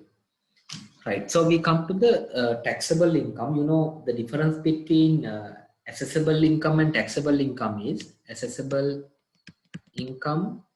To derive taxable income, you should deduct qualifying payments as well as relief. But for companies, these relief are not available basically. Rental income relief එකක් තිබුණොත් තියෙනවා. එහෙම නැත්නම් නැහැ. හරි? නෑ rental income එකත් business එකට හම්බෙන්නේ නැහැ. individual කෙනෙකුට හම්බෙන්නේ නැහැ. නිසා relief හම්බෙන්නේ නැහැ. අර personal relief අර මේවා කිසිවක් හම්බෙන්නේ නැහැ companies වලට. ඒ නිසා qualifying payments විතරයි අදාළ වෙන්නේ. හරි? ඒ නිසා qualifying payments තියෙනවා donation to approved charity 600 has been made. We assume that it is a cash donation. So if I show you the qualifying payment slide,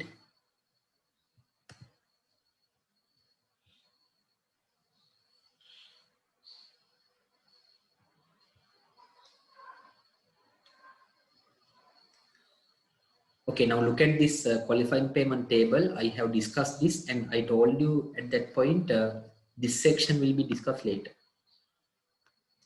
Now this is for a company or an entity, right? So the approved charity, it should be monetary. That is why I told you that it should be cash donation. Lower of 1/5 of the taxable income or 500,000, whichever is lower. Company එකකට නම් taxable income එකෙන් 1/5 ගන්නවා.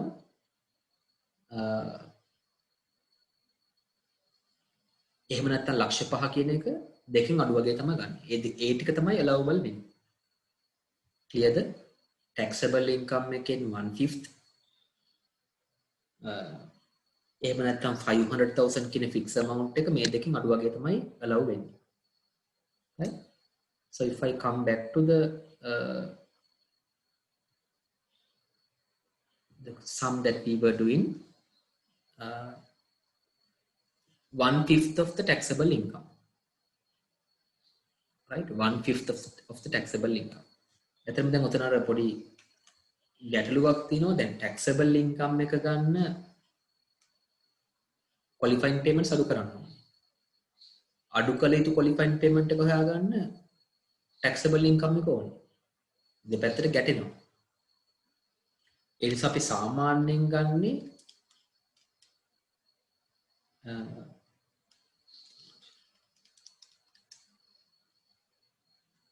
මං කියන එක තේරෙනවද දන්නේ නැහැ. අර හරියට මම නිකන් ජෝක් එකක් කිව්වොත් එහෙම මේ කිකිලියක් ඇති වෙන්න බිත්තරයක් තියෙන්න ඕනේ, බිත්තරයක් ඇති වෙන්න කිකිලියක් ඉන්න ඕනේ. ඒ වගේ දෙක දෙපැත්තට ඩිපෙන්ඩ් වෙනවා. නේ 1/5 of the taxable income කියපුවාම taxable income එකේ ඉන්නේ qualifying payment එක අඩු කරන්න පස්සේ. එතකොට අඩු කළ හැකි qualifying payment එක හොයන්න taxable income එක ඕනේ. taxable income එක හොයන්න qualifying payment එක අඩු කරන්න ඕනේ. ඒක ගැටෙනවා. ඔක ලාස්ට් ඉයර් එකේ ඇත්තටම ලොකු ගැටලුවක් තිබුණා. ඒ නිසා අපි කෙලින්ම accessible income එකේමයි ගත්තේ. මුත් ඊට පස්සේ පොඩි ඩිරෙක්ටිව් එකක් දුන්නා. මම මේක පෙන්නුවොත් එහෙම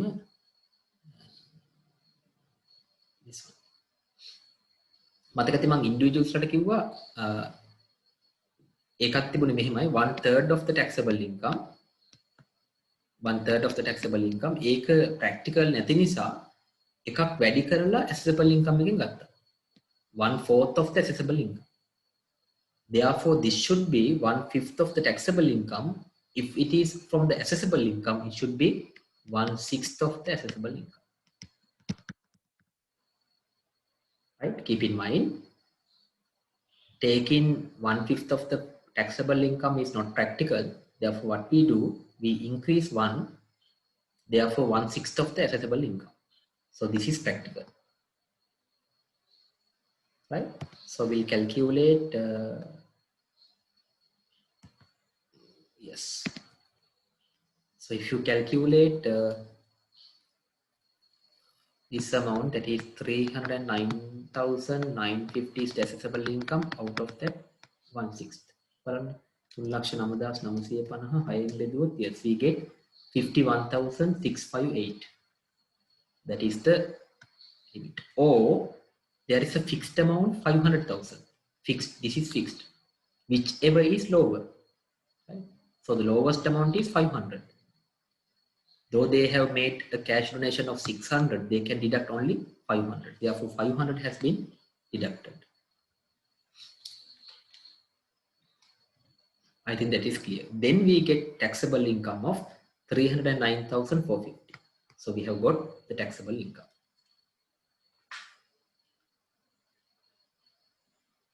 now can you remember that there was a direction up to the taxable income you don't need to separate into the first period and second period first එකටයි second එකටයි separate කරන්න ඕනේ නැහැ හරි ඒ නිසා අපි separate කරේ නැහැ taxable income වෙනකම් හැබැයි tax calculation එකදී we want to separate it because two or different tax rates are applicable if not actually no need so we come to the tax computation it will be again a complex calculation in this sum. Right. Right. So far, any questions?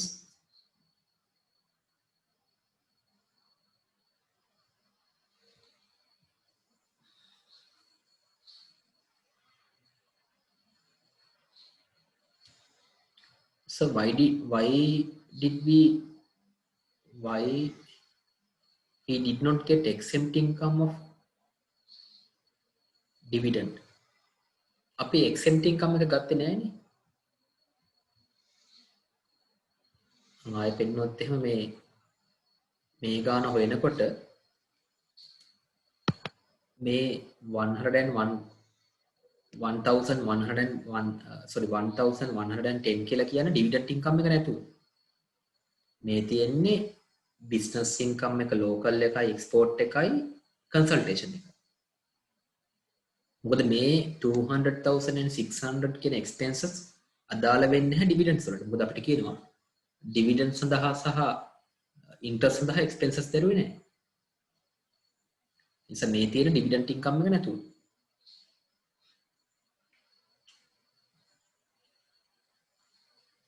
හරිනේ මේ තියෙන dividend income එක නැතුව මේ තියෙන expense එකක් dividend income එකට දාපු expenses නෙමෙයි. ගාන පැහැදිලිව කියනවා interest එකටයි dividend එකටයි expenses දරුවේ නැහැ. Right.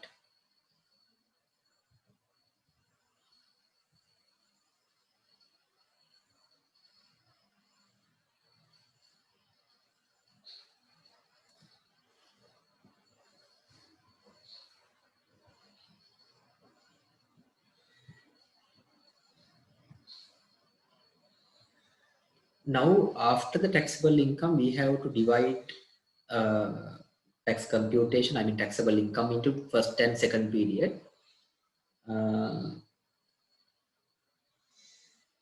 එතකොට මේකේ වල බැලුවොත් එහෙම 3,09,450න් investment income එක 2000 තිබුණා.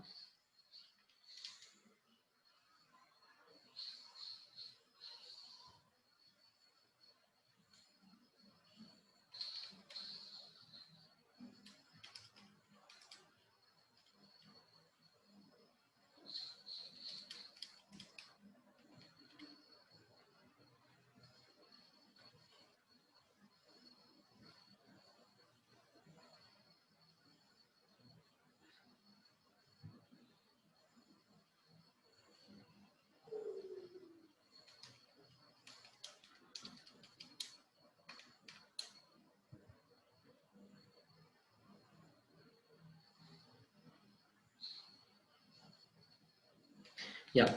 So how these two balances have been taken? Now 309,450 includes 2,000 investment income, right? ඉතින් මේ 3,09,450 ගන්නකොට 2,000 investment income එකක් තිබුණා. මේ තියෙන්නේ.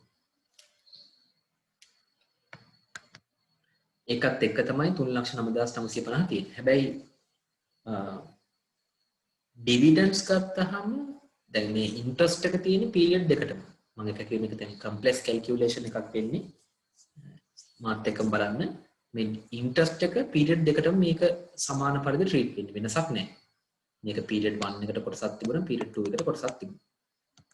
හැබැයි මේ dividend එක ගත්තාම මේ 1000 dividend කියන්නේ second period එකේ dividend එක විතරයි. The first period එකේ dividend එක exempt වුණා. ඒ නිසා මේ තියෙන්නේ 1000 is the second period dividend. ලා බැලුවොත් එහෙම it is given this 1000. Right? So it relevant to the second period only.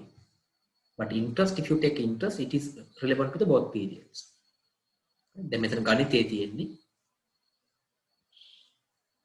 And so how they have divided this balance, 309,450 includes 1,000 dividend which is relevant to the second period only. Right? ඒක වෙනම දාලා තියෙනවා second period එකට. මේ ගාන අඩු කරාට පස්සේ 308,450 that is divided by 4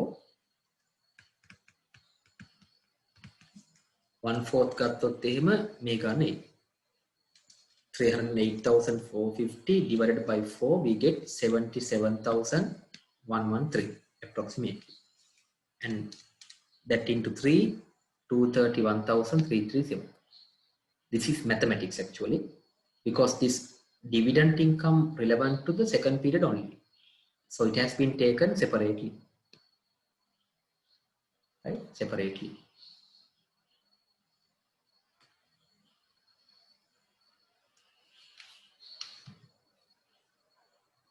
Right? So it is something mathematical. Then again it goes to another complex situation. Income categories ටික ගත්තහම tax වෙන්නේ different විදිහට. මම ඉස්සෙල්ලත් කිව්වා first period එක තියෙනවා, second period එක තියෙනවා. ඒකේ local එක tax වෙන්නේ earlier 28%, now 24%. Foreign එක tax වෙන්නේ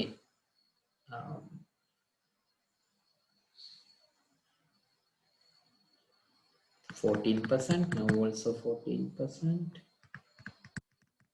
Right? dividend tax වෙන්නේ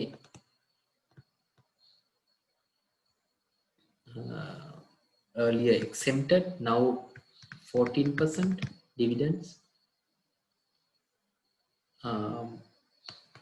Interest එක tax වෙන්නේ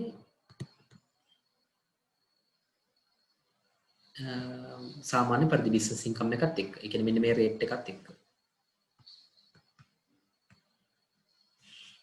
එකට වෙනම ස්පෙෂල් එකක් තිබුණේ නැහැ. ඒ නිසා earlier 28%, now 24%. මම කිව්වේ මේක ටිකක් අර මඩේ එරිලා ගොඩ එන්න බැරුව ආය වැටිලා හදන ගානක් වෙනවා.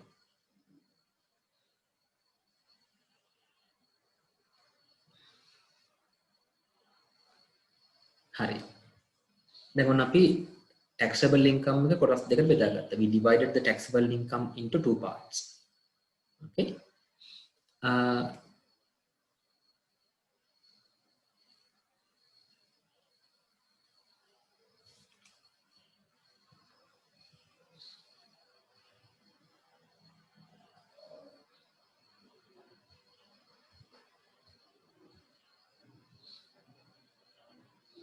නෑ interest income එක අපි අඩු කරලා ගන්න තියෙන්නේ.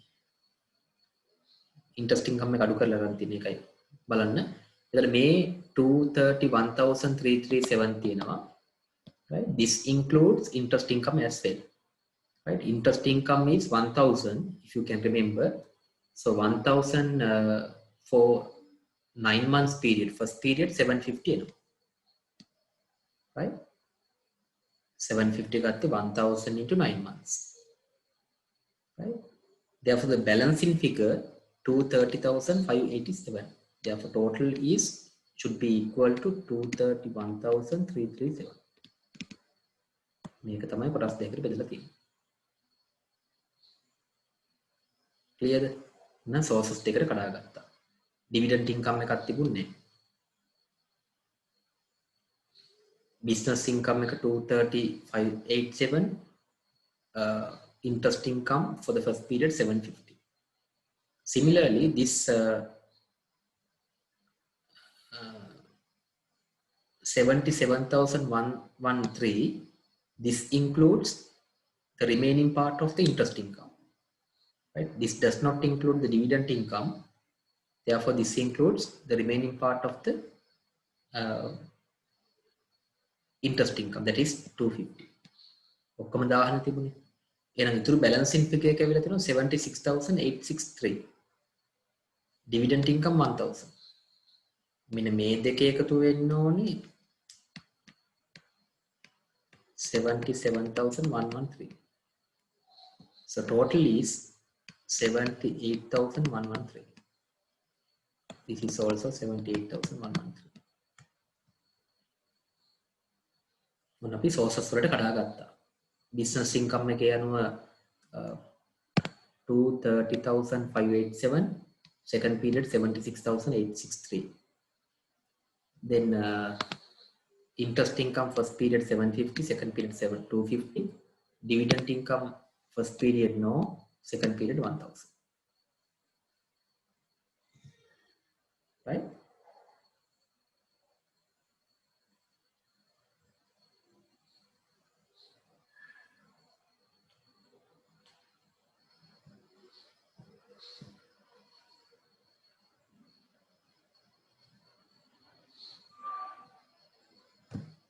Okay, second period के computation එක මම ආයෙ කියන්න මේ 77,113 ඇතුලේ මේ 77,113 ඇතුලේ interest එක තියෙනවා. interest එකෙන් 750 ගත්ත first period එකට ඉතුරු 250 මේක ඇතුලේ තියෙනවා. ඒතර 250 අයින් කරපුවාම 76,863 තියෙනවා. 76,863. Right? එතකොට 76,863 plus 250 interest කියන්නේ 77,113. In addition to that, we had 1,000 dividend income. So total is 78,113.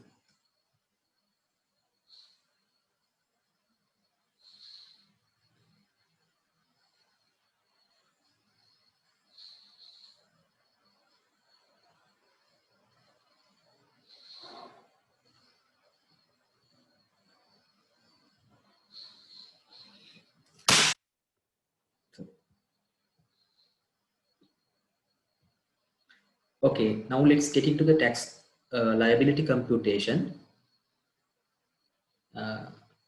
First period එකේ බලන්න note 1 එකත් refer කරන්න වෙනවා. Note 1 මේක මම කිව්වේ ඒකයි නිකන් අර එරිලා තවත් එරිලා යන ගානක් වෙන්නේ. If you look at the note number 1, export of goods and services during the first period, right?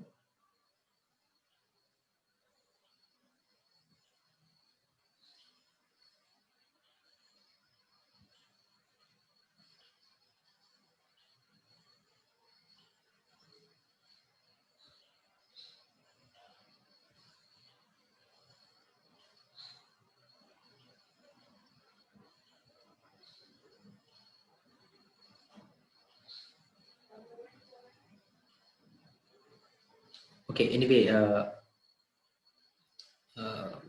export income is first period 100,000. මේක මෙහෙම ගත්තත් කමක් නැහැ. නමුත් අපිට percentage එකයි ඕනේ. gross income එක first period එකේ 600 තියෙනවා. ඔය බැලුවොත් එහෙම මේකෙන් බලන්න.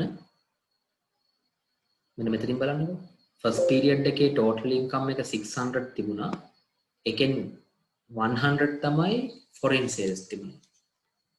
එතකොට percentage එකක් ගත්තොත් 100 divided by 500 means like 20%. මතක තියාගන්න predominance කියන එක. ඒ කියන්නේ 80% වත් තියෙන්න ඕනේ ඒක foreign income foreign business එකක් ලෙස සලකන්න. හරි? foreign business එකක් ලෙස සලකන්න ඕන නම් ඒක 80% තියෙන්න. ඒතර මෙතන ගත්තොත් roughly ගත්තත් 20%. it's a predominantly මේක foreign business එකක් නෙමෙයි. හරි? predominance කියන එකේ තව වැදගත් වෙනවා. ඒතර බලන්න 80% or more තියෙනවා නම් ඒක ඒ කැටගරි එකට යනවා. නැත්තම් එන්නේ නැහැ. pro rata එන්නේ නැහැ.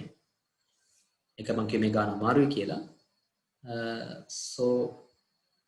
So they have calculated that as 17% with some adjustments. ඒක එච්චර වැදගත් වෙන්නේ නැහැ මොකද අපිට ඕනේ percentage එකයි.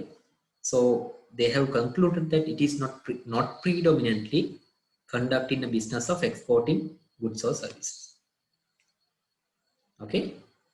Therefore, though this business income 230,587 includes some income of the foreign business, it is less than 80%. Therefore, they have concluded this business is not conducting business of exporting goods and services. Right? Therefore, this foreign tax rate is not applicable. So what they have done for the first period, actually, first period, interest එකකට වෙනසක් නැහැ. ඒ නිසා interest එකක් tax වෙන්නේ 28%මයි. So මේ දෙකම එකතු කරලා 231,337 has been taxed at 28%. That is 64,774. Okay, but the interest ticket tax rate එකට වෙනසක් වෙන්නේ නැහැ.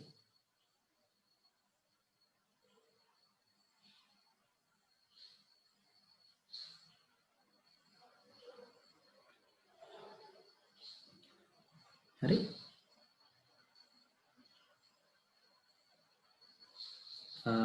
second period එකට ආවට පස්සේ දැන් මේකේ first period එකේ 231,337 into 28% first period එකේ.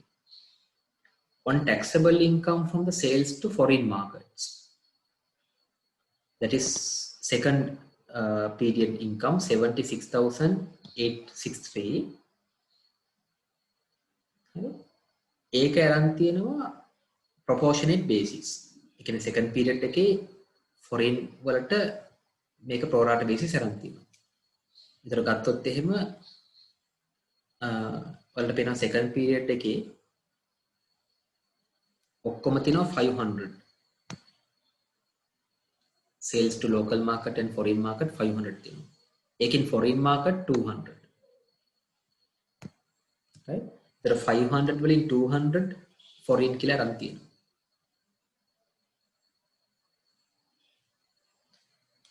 500 into 200. ඒ කියන්නේ අපිට ආවා 76,863. Right? Do I need to do that calculation? 76,863, that is divided by 500, that into 200. So we get the taxable profit from foreign. 76,863 divided by 500 multiplied by 200. So it is basically 30,745. That into 14%.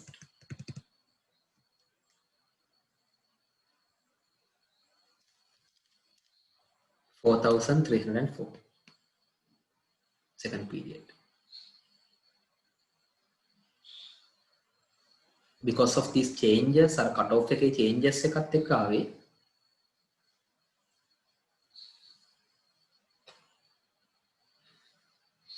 ඊට පස්සේ ඉතුරු ටික ගන්න පුළුවන් 500න් 300ක් ගත්තාම local sales.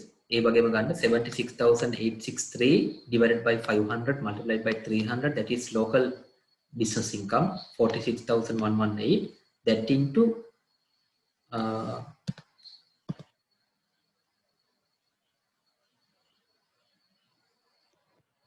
second period එකේදී අපි consider කරන්නේ නැහැ. ඒකට හේතුව ඔය tax changes එක්ක අර foreign currency වලින් එනේවට දෙන්න foreign component එකට 14% අරන් තියෙන වෙනවා.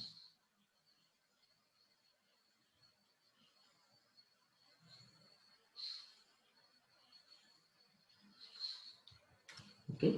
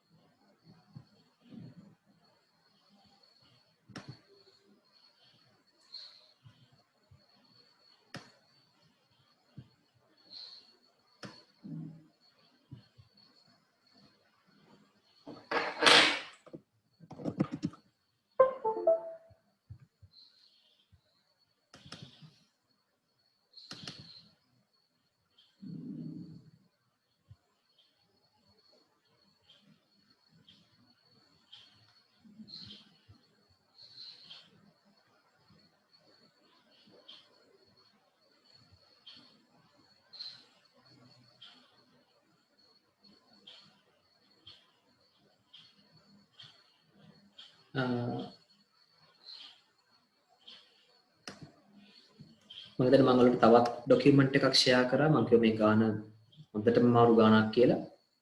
ඒකේ බැලුවොත් එහෙම tax changes ටික තියෙනවා. ඒකේ බැලුවොත් එහෙම මේක manufacturing company එකක්. Therefore tax rate is 18%. ඒක මම කිව්වේ මේ ගාන ටිකක් අමාරු ගානක් කියලා. අර මම මුලින්මත් highlight කරා මේක manufacturing company එකක් නැත්නම් 24% යන්නේ. හරි. මෙතන වලට පේනවා exporting goods 14% කියලා. එතන predominance එක බලලා නැහැ ඇත්තටම. ඒ වගේම normal companies වලට other than these specified businesses 24% වෙන්නේ. හැබැයි manufacturing නම් 18% කියලා වෙනම rate එකක් තියෙනවා. හරි. නිසා මේ tax changes ටිකත් ඔයාලා බලා ගන්න ඕනේ. tax changes ටික ඒක මම වෙනම අප්ලෝඩ් කරලා තියෙනවා. හරිද? ඒතර ඒ අනුව තමයි මේ ගානේ ඉතුරු බැලන්ස් එකට 18% අරන් තියෙන්නේ. ඒතර 8,301.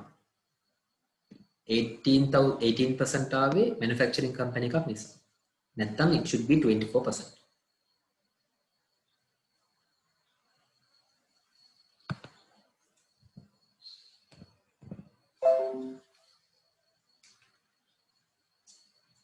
හරි ලක්ෂිතානෝ මේ question එක අමාරුයි.